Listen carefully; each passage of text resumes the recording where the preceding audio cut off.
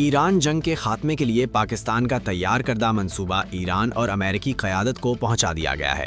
आलमी खबर रिसां इदारे के मुताबिक अमेरिका और ईरान को जंग ख़त्म करने का मंसूबा मौसूल हो गया है।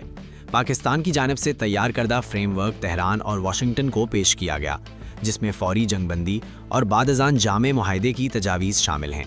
मंसूबे के तहत जंगबंदी के फ़ौरन बाद आबनाए हुर्मस को दोबारा मुकम्मल खोलने का इम्कान है। रिपोर्ट्स के मुताबिक पाकिस्तान के आर्मी चीफ आसिम मुनीर ने अमेरिकी नायब सदर JD वेंस, खुसूसी एलची स्टीव वॉटकोफ और ईरानी वज़ीर ख़ारिजा अब्बास अराक्ची से मुसलसल राब्ते किए।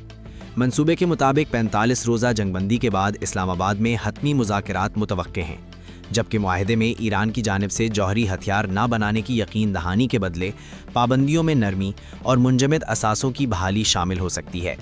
दूसरी जानिब ईरान ने पाकिस्तान का तैयार करदा मंसूबा मौसूल होने की तस्दीक कर दी है।